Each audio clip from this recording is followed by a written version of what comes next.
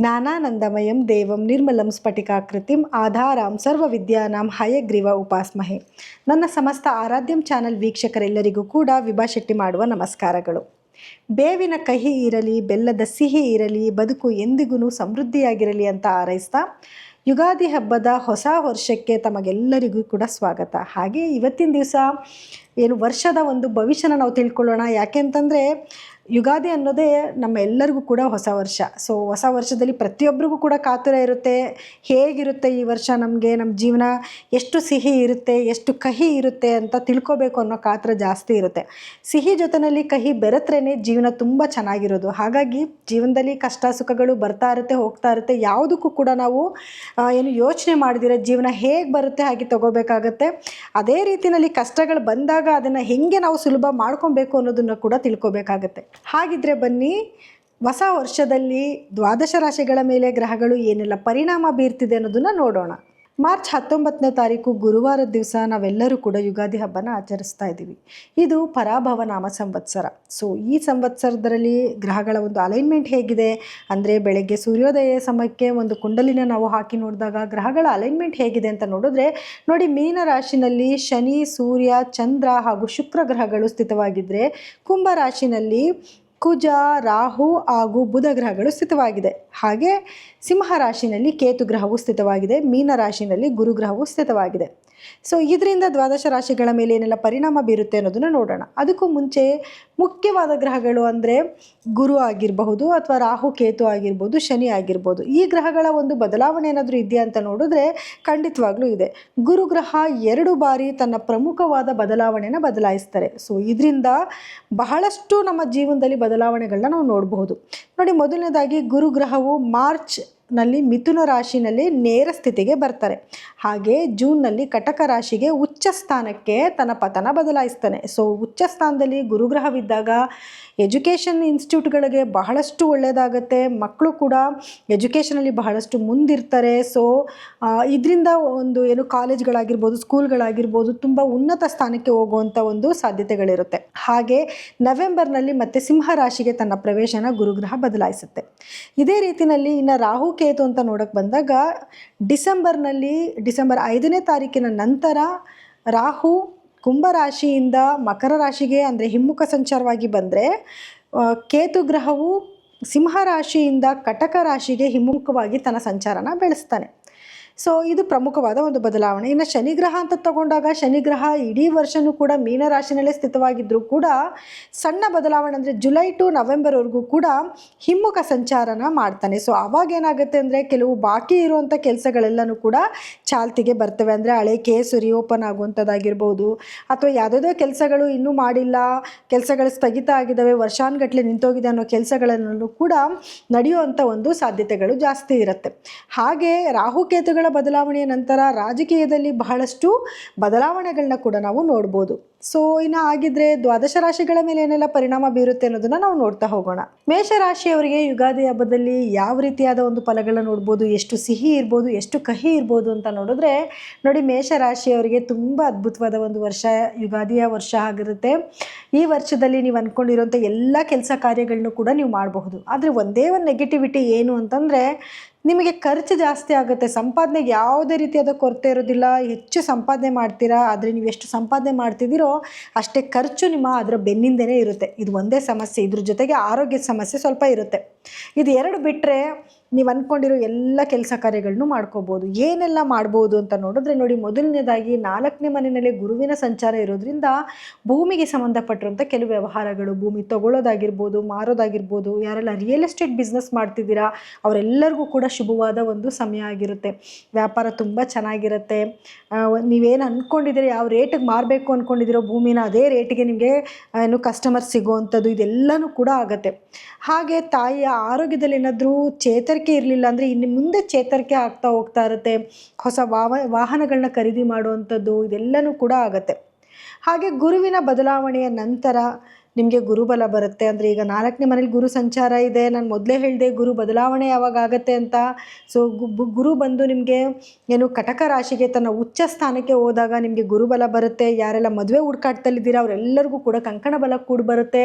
ಮನೆಯಲ್ಲಿ ಶುಭ ಕಾರ್ಯಗಳನ್ನ ಮಾಡ್ತೀರಾ, ಗೃಹ ಪ್ರವೇಶ ಆಗಿರ್ಬೋದು ಅಥವಾ ಯಾವುದಾದ್ರೂ ಶುಭ ಕಾರ್ಯಗಳು ಮನೆಯಲ್ಲಿ ಹೋಮ ಹವನ ಮಾಡಿಸುವಂಥದ್ದಾಗಿರ್ಬೋದು ಅಥವಾ ಮಕ್ಕಳಾಗ್ತಾರೆ, ಮಕ್ಕಳಿಗೆ ನಾಮಕರಣ ಮಾಡಿಸುವಂಥದ್ದಾಗಿರ್ಬೋದು, ಇದೆಲ್ಲನೂ ಆಗುತ್ತೆ.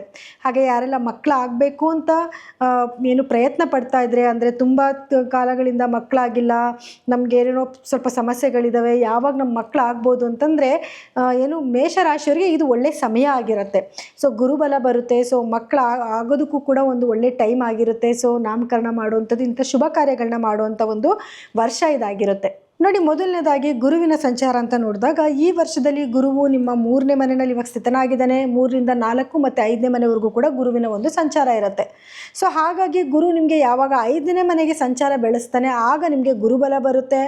ಆದರೂ ಕೂಡ ಇವಾಗೂ ಕೂಡ ನಿಮಗೆ ಗುರುವಿನ ಒಂದು ಅನುಗ್ರಹ ತುಂಬ ಚೆನ್ನಾಗಿದೆ. ಹೇಗೆ ಅಂತ ನೋಡಿದ್ರೆ, ನಿಮ್ಮ 7ನೇ ಮನೆಗೆ ಗುರುವಿನ ದೃಷ್ಟಿ ಇದೆ, ಹಾಗೆ ನಿಮ್ಮ 9ನೇ ಮನೆಗೆ ಗುರುವಿನ ದೃಷ್ಟಿ ಇದೆ, 11ನೇ ಮನೆಗೆ ಗುರುವಿನ ದೃಷ್ಟಿ ಇರೋದ್ರಿಂದ ಇವಾಗೂ ಕೂಡ ನಿಮಗೆ ಗುರುಬಲ ಇದೆ.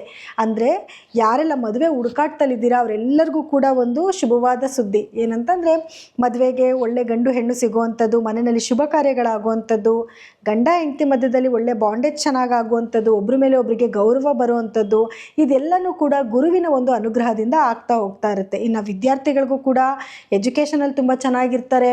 ಯಾವಾಗಲೂ ರೈತರುಗಳನ್ನ ಕೇಳ್ತಿರ್ತಾರೆ, ರೈತರಿಗೆ ಹೇಗಿರುತ್ತೆ ಹೇಳಿ ಮೇಡಮ್ ಅಂತ. ಖಂಡಿತವಾಗ್ಲೂ ರೈತರಿಗೂ ಕೂಡ ಒಂದು ಶುಭವಾದ ಒಂದು ಸಮಯ. ಅಂದರೆ ಈ ಒಂದು ತಿಂಗಳು ಮಾತ್ರ ಸ್ವಲ್ಪ ನಿಮಗೆ ಚೆನ್ನಾಗಿರೋದಿಲ್ಲ, ಅದು ಬಿಟ್ಟರೆ ಅದಾದಮೇಲೆ ನಿಮಗೆ ಖಂಡಿತವಾಗ್ಲೂ ಚೆನ್ನಾಗಿರುತ್ತೆ. ಯಾಕಂದರೆ ಶುಕ್ರನ ಸ್ಥಾನ 12ನೇ ಮನೆಯಲ್ಲಿ ಇರೋದ್ರಿಂದ ಶುಕ್ರನ ಸ್ಥಾನ ಬದಲಾವಣೆಯ ನಂತರ ಅಂದರೆ ಮಾರ್ಚ್ ಎಂಡ್ ಆದಮೇಲೆ ನಿಮಗೆ ಖಂಡಿತವಾಗ್ಲೂ ರೈತರಿಗೂ ಕೂಡ ಒಂದು ಶುಭವಾದ ಸಮಯ ಆಗುತ್ತೆ. ಸೊ ಇಡೀ ವರ್ಷ ಅಂತ ಕ್ಯಾಲ್ಕುಲೇಷನ್ ಆಗ್ತಾಗ ಗುರುವಿನ ಅನುಗ್ರಹ ಚೆನ್ನಾಗಿರೋದ್ರಿಂದ ನಿಮ್ಗೇನೋ ಒಂದು ನೆಗೆಟಿವಿಟಿ ಜಾಸ್ತಿ ಆಗೋ ಬದಲು ಆ ನೆಗೆಟಿವಿಟಿನಲ್ಲಿ ಸ್ವಲ್ಪ ಕಮ್ಮಿ ಆಗ್ತಾ ಹೋಗುತ್ತೆ. ಗುರುವಿನ ಸ್ಥಾನ ಬದಲಾವಣೆ ಆಗ್ತಿದ್ದಂಗೆ ನೋಡಿ, ಇವಾಗ 3ನೇ ಮನೆಯಲ್ಲಿ ಇರೋದ್ರಿಂದ ಯಾರೆಲ್ಲ ಸೋಷಿಯಲ್ ಮೀಡಿಯಾದಲ್ಲಿ ವರ್ಕ್ ಮಾಡ್ತಾ ಇದ್ದೀರಾ ಅವ್ರಿಗೆ ತುಂಬ ಶುಭವಾಗುತ್ತೆ.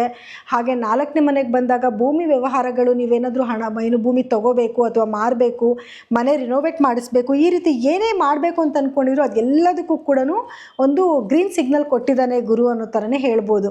ಹಾಗೆ ಇನ್ನು ನೆಕ್ಸ್ಟು ನಿಮಗೆ 5ನೇ ಮನೆಗೆ ಗುರುವಿನ ಒಂದು ಸಂಚಾರ ಆದ ನಂತರ ನಿಮಗೆ ಮದುವೆ ಯೋಗ ಚೆನ್ನಾಗಿ ಕೂಡ ಬರುತ್ತೆ. ಯಾರಿಗೆಲ್ಲ ಮಕ್ಕಳಾಗಿಲ್ಲ ಅಂತ ತುಂಬ ದಿವಸಗಳಿಂದ ಪರಿತಪಿಸ್ತಿದ್ರಿ ಅವರೆಲ್ಲರಿಗೂ ಕೂಡ ಒಂದು ಶುಭವಾದ ಒಂದು ಸಿಹಿಯಾದ ಸುದ್ದಿನ ನೀವು ಕೇಳಬಹುದು.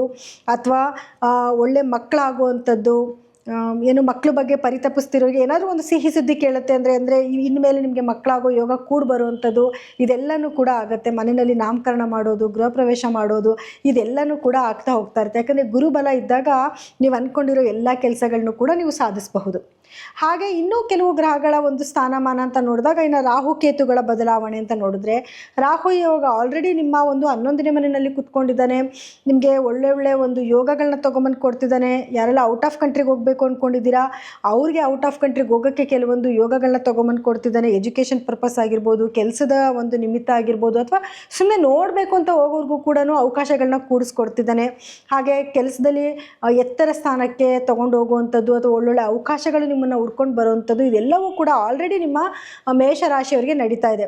ಆದರೆ ಶನಿಯ ಒಂದು ಸ್ಥಾನಮಾನದಿಂದ ಸ್ವಲ್ಪ ಖರ್ಚು ಜಾಸ್ತಿ ಆಗ್ತಾ ಇದೆ. ಅದರಲ್ಲೂ ಈ ಮಾರ್ಚ್ ತಿಂಗಳಲ್ಲಿ ಎಲ್ಲ ಗ್ರಹಗಳು, ನಾನು ಆಗಲೇ ಹೇಳಿದೆ ಅಲೈನ್ಮೆಂಟ್ ಬಗ್ಗೆ ನಾನು ಮಾತಾಡಿದೆ. ಸೊ ಗ್ರಹಗಳ ಅಲೈನ್ಮೆಂಟ್ ಬಂದು ಎಲ್ಲನೂ ಕೂಡ ನಿಮ್ಮ 12ನೇ ಮನೆ ಮತ್ತು 11ನೇ ಮನೆಯಲ್ಲಿ ಸ್ಥಿತವಾಗಿರೋದ್ರಿಂದ, 12ನೇ ಮನೆಯಲ್ಲಿ ಸಾಕಷ್ಟು ಗ್ರಹಗಳಿರೋದ್ರಿಂದ ನಿಮಗೆ ಸ್ವಲ್ಪ ಖರ್ಚು ಜಾಸ್ತಿ, ವಿಪರೀತವಾದ ಖರ್ಚು. ಅಂದರೆ ನಿಮಗೆ ನೋಡಿ, ಸಂಪಾದನೆಗೆ ಯಾವುದೇ ಕೊರತೆ ಇಲ್ಲದೆ ಹೋದರೂ ಕೂಡ ಖರ್ಚು ನೀವೇನು ಸಂಪಾದನೆ ಮಾಡ್ತಿದ್ದೀರೋ ಅದರ ಅಷ್ಟೇ ಖರ್ಚು ಕೂಡ ನಿಮ್ಗೆ ಇದ್ದೇ ಇರುತ್ತೆ.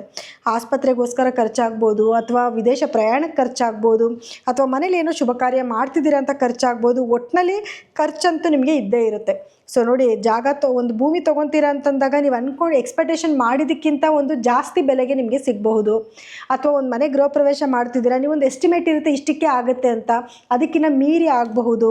ಅನಿರೀಕ್ಷಿತವಾಗಿ ಆರೋಗ್ಯ ಕೆಡುವಂಥದ್ದು, ಇದೆಲ್ಲನೂ ಕೂಡ ಆಗುವಂಥ ಸಾಧ್ಯತೆಗಳು ಜಾಸ್ತಿ ಇದೆ. ಸೊ ಹಾಗಾಗಿ ಏನಾದರೂ ಹೊಸ ವಸ್ತುಗಳನ್ನ ಪರ್ಚೇಸ್ ಮಾಡ್ತಾ ಇದ್ದೀರಾ ಅಂತಂದರೆ ಸ್ವಲ್ಪ ಕೇರ್ಫುಲ್ ಆಗಿರಿ. ಯಾಕಂದರೆ ನೀವೇನೋ ಒಂದು ಬಜೆಟ್ ಹಾಕ್ಕೊಂಡು, ಇಲ್ಲ ನಂದು ಇಷ್ಟಕ್ಕೆ ಮುಗಿಯುತ್ತೆ ಅಂತ ನೀವು ಅಂದ್ಕೊಂಡು ಬೇರೆ ಏನೇನೋ ಪ್ಲಾನಿಂಗ್ಸ್ ಇಟ್ಕೊಂಡಿರ್ತೀರಾ, ನಿಮ್ಮ ಕೈ ಮೀರಿ ಹೋಗುವಂಥ ಸಾಧ್ಯತೆ ಇರೋದ್ರಿಂದ ಸ್ವಲ್ಪ ಕೇರ್ಫುಲ್ ಆಗಿದ್ದು ಕೆಲಸ ಮಾಡಬೇಕಾದ್ರೆ ನೋಡಿಕೊಂಡು ಕೆಲಸಗಳನ್ನ ಮಾಡ್ಕೊಳ್ಳಿ. ಇನ್ನು ಓವರಾಲಾಗಿ ನೋಡಬೇಕು ಅಂತಂದರೆ ಎಲ್ಲ ರೀತಿಯಿಂದನೂ ಮೇಷರಾಶಿಯವರಿಗೆ ತುಂಬ ಉತ್ತಮವಾದ ಸಮಯ ಆಗಿರುತ್ತೆ. ವಿದ್ಯಾರ್ಥಿಗಳಿಗೆ ತುಂಬ ಚೆನ್ನಾಗಿದೆ, ರೈತರಿಗೆ ತುಂಬ ಚೆನ್ನಾಗಿದೆ, ವ್ಯಾಪಾರಸ್ಥರಿಗೆ ತುಂಬ ಚೆನ್ನಾಗಿದೆ. ಇನ್ನೆಲ್ಲ ವರ್ಕ್ ಮಾಡ್ತಿದ್ದೀರಿ ಅವ್ರಿಗೆಲ್ಲನೂ ಪ್ರಮೋಷನ್ ಆಗುವಂಥ ಚಾನ್ಸಸ್ ಜಾಸ್ತಿ ಇರುತ್ತೆ. ಸ್ವಲ್ಪ ಹಾರ್ಡ್ ವರ್ಕ್ ಮಾಡಬೇಕಾಗತ್ತೆ ಅಷ್ಟೇ. ನೀವೆಷ್ಟು ಹಾರ್ಡ್ ವರ್ಕ್ ಮಾಡ್ತೀರೋ ಖಂಡಿತವಾಗ್ಲೂ ಅಷ್ಟೇ ಪ್ರತಿಫಲನೂ ಕೂಡ ನೀವು ನೋಡ್ಬೋದು. ಕೆಲವರಿಗೆಲ್ಲ ಏನಾಗುತ್ತೆ ನೋಡಿ, ಹಾರ್ಡ್ ವರ್ಕ್ ಮಾಡ್ತಿರ್ತಾರೆ, ಅವ್ರಿಗೆ ಎಬಿಲಿಟಿ ಇರುತ್ತೆ, ಆದರೆ ಗುರುತಿಸೋದೇ ಇಲ್ಲ. ಆದರೆ ಇವಾಗ ನಿಮಗೆ ಒಂದು ಒಳ್ಳೆ ಸಮಯ ಬಂದಿದೆ, ಗುರುತಿಸುವಂಥ ಒಂದು ಸಮಯ ಕೂಡ ಬಂದಿದೆ. ಸೊ ಹಾಗಾಗಿ ಇದೆಲ್ಲ ಒಂದು ಒಳ್ಳೆ ಸಮಯನೇ ಹೇಳ್ಬೋದು. ಯಾರೆಲ್ಲ ಪಾರ್ಟ್ನರ್ಶಿಪ್ ಬಿಸ್ನೆಸ್ ಮಾಡ್ತಾ ಇದ್ದೀರಾ, ಪಾರ್ಟ್ನರ್ಶಿಪ್ಪಲ್ಲಿ ಸ್ವಲ್ಪ ಮುಂದಿರುವಂಥದ್ದು ಅಥವಾ ಪಾರ್ಟ್ನರ್ಶಿಪ್ ಬಿಸ್ನೆಸ್ಸಲ್ಲಿ ಸಕ್ಸಸ್ ಆಗುವಂಥದ್ದು, ಒಬ್ಬರ ಮೇಲೆ ಒಬ್ಬರಿಗೆ ಗೌರವ ಬರೋದು, ಇದೆಲ್ಲನೂ ಕೂಡ ಆಗುತ್ತೆ. ಸೊ ವಿದ್ಯಾರ್ಥಿಗಳು ಎಜುಕೇಷನಲ್ಲಿ ಬಹಳಷ್ಟು ಮುಂದಿರ್ತಾರೆ. ಹೆಲ್ತ್ ಅಂತ ಬಂದಾಗ ಹೆಲ್ತಲ್ಲಿ ಸ್ವಲ್ಪ ಸಮಸ್ಯೆಗಳು ಕಾಡುತ್ತೆ. ಅಂದರೆ ಪಾದಕ್ಕೆ ಸಂಬಂಧಪಟ್ಟಂಗೆ ಏನಾದ್ರು ಸಮಸ್ಯೆಗಳು ಬರೋದು, ಕಾಲು ಉರಿ ಬರೋದು, ಕಾಲು ನೋವು ಬರುವಂಥದ್ದು, ಈ ರೀತಿಯಾದ ಸಮಸ್ಯೆಗಳು ಬರುವಂಥ ಚಾನ್ಸಸ್ಸು ಜಾಸ್ತಿನೇ ಇರುತ್ತೆ. ಅಷ್ಟೇ ಅಲ್ದಿರ ಸ್ವಲ್ಪ ನಿಮಗೆ ರೆಸ್ಟ್ಲೆಸ್ ಫೀಲ್ ಆಗುವಂಥದ್ದು, ಬಾಡಿ ಪೇಯ್ನ್ ಬರುವಂಥದ್ದು, ತಲೆನೋವು ಬರುವಂಥದ್ದು, ಈ ರೀತಿಯಾದ ಕೆಲವೊಂದು ಆರೋಗ್ಯ ಸಮಸ್ಯೆಗಳನ್ನ ನೀವು ಎದುರಿಸ್ಬೇಕಾಗತ್ತೆ.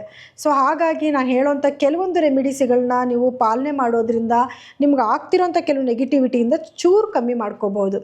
ಅದೇನು ರೆಮಿಡೀಸ್ ಅಂತ ನೋಡಿದ್ರೆ ನೋಡಿ, ಮೊದಲನೇದಾಗಿ ನಿಮ್ಮ ರಾಶ್ಯಾಧಿಪತಿ ಆಗಿರುವಂತಹ ಕುಜಗ್ರಹದ ಆರಾಧನೆ ನೀವು ಜಾಸ್ತಿ ಮಾಡಬೇಕಾಗತ್ತೆ. ಅಂದರೆ ಯಾವಾಗಲೂ ಒಂದು ಮನಸ್ಸಲ್ಲಿ ಇಟ್ಕೊಳ್ಳಿ, ಮೇಷರಾಶಿಯವರು ಸುಬ್ರಹ್ಮಣ್ಯ ಸ್ವಾಮಿಯ ಆರಾಧನೆನ ನೀವು ಮಾಡಬೇಕು. ಯಾವ ರೀತಿ ಮಾಡಬೇಕು ಅಂತಂದರೆ, ಪ್ರತಿ ಮಂಗಳವಾರದ ದಿವಸ ಸುಬ್ರಹ್ಮಣ್ಯ ಸ್ವಾಮಿ ದೇವಸ್ಥಾನಕ್ಕೆ, ಅದರಲ್ಲೂ ಅವರ ಒಳ್ಳಿ ದೇವಸೇನಿ ಅಂತ ಇಬ್ಬರು ಹೆಂಡ್ತಿರ ಜೊತೆಯಲ್ಲಿ ಇರುವಂಥ ಸುಬ್ರಹ್ಮಣ್ಯ ಸ್ವಾಮಿ ದೇವಸ್ಥಾನಕ್ಕೆ ಹೋಗೋದು, ಕಣಗಲ ಹೂವನ್ನ ಕೊಟ್ಟು ನಿಮ್ಮ ಹೆಸರಲ್ಲಿ ಅರ್ಚನೆ ಮಾಡಿಸ್ಕೊಂಡು ಬರುವಂಥದ್ದು, ಅಥವಾ ಪ್ರಮುಖವಾದ ದೇವಸ್ಥಾನಗಳು ಅಂದರೆ ಸುಬ್ರಹ್ಮಣ್ಯ ಕ್ಷೇತ್ರಗಳು, ಪ್ರಮುಖವಾದ ಕ್ಷೇತ್ರಗಳು ಯಾವುದಿದೆ ಆ ಕ್ಷೇತ್ರಗಳಿಗೆ ವರ್ಷದಲ್ಲಿ ಒಂದು ಸತಿನಾದರೂ ಹೋಗಿ ಕುಟುಂಬ ಸಮೇತ ದರ್ಶನ ಮಾಡ್ಕೊಂಡು ಬರೋದು, ಇದನ್ನು ಮಾಡ್ಕೊಳ್ಳಿ. ಇದ್ರ ಜೊತೆಗೆ ಏನು ಅಂತಂದರೆ, ಮನೆಯಲ್ಲಿ ಯಾವಾಗಲೂ ಕೂಡ ಸ್ವಲ್ಪ ತೊಗರಿಬೇಳೆನ ಸ್ಟಾಕ್ ಇಡುವಂಥದ್ದು, ಇದನ್ನು ಮಾಡ್ಕೊಳ್ಳಿ. ಹಾಗೆ ಗುರುವಿನ ಅನುಗ್ರಹ ತುಂಬ ಚೆನ್ನಾಗಿದೆ ನಿಮಗೆ.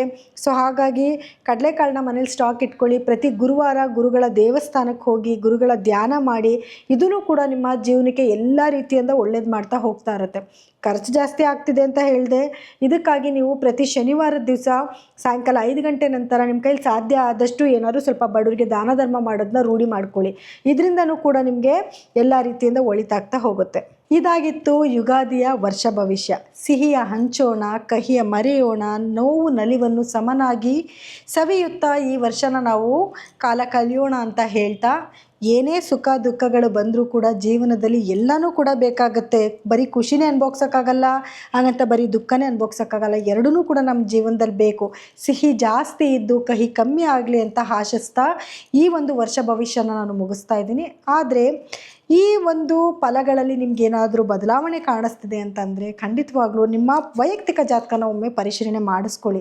ಅದರಲ್ಲಿರುವಂಥ ಗ್ರಹಗತಿಗಳಾಗಿರ್ಬೋದು ಅಥವಾ ನಿಮಗೆ ನಡೀತಿರುವಂಥ ದಶಭುಕ್ತಿಗಳಾಗಿರ್ಬೋದು, ಅದಕ್ಕೆ ತಕ್ಕ ಪರಿಹಾರಗಳನ್ನ ಮಾಡಿಕೊಂಡು ಈ ವರ್ಷದಲ್ಲಿ ಎಲ್ಲನೂ ಶುಭನೇ ನೋಡಿ ಅಂತ ನಾನು ಹಾರೈಸ್ತೀನಿ. ಹಾಗಾಗಿ ನೀವೇನಾದರೂ ನಮ್ಮಲ್ಲಿ ನಿಮ್ಮ ಜಾತಕಗಳನ್ನ ತೋರಿಸ್ಕೋಬೇಕು, ನಿಮಗೇನಾದರೂ ಪರಿಹಾರಗಳು ಬೇಕು ಅಂತ ಅನ್ನೋದಾಯಿತು ಅಂದರೆ ಸ್ಕ್ರೋಲ್ ಆಗ್ತಿರೋಂಥ ನಮ್ಮ ನಂಬರ್ಗೆ ಕರೆ ಮಾಡಿ ನೀವು ಅಪಾಯಿಂಟ್ಮೆಂಟ್ನ ಫಿಕ್ಸ್ ಮಾಡ್ಕೋಬಹುದು. ಸೊ ಇದಾಗಿತ್ತು ಈ ಒಂದು ಯುಗಾದಿಯ ಒಂದು ವರ್ಷ ಭವಿಷ್ಯ. ಇನ್ನು ಮತ್ತೆ ವಿಶೇಷವಾದ ಒಂದು ಕಾರ್ಯಕ್ರಮಗಳಲ್ಲಿ ಮತ್ತೆ ನಾನು ನಿಮಗೆ ಸಿಗ್ತೀನಿ. ಎಲ್ಲರಿಗೂ ಕೂಡ ನನ್ನ ಧನ್ಯವಾದಗಳು.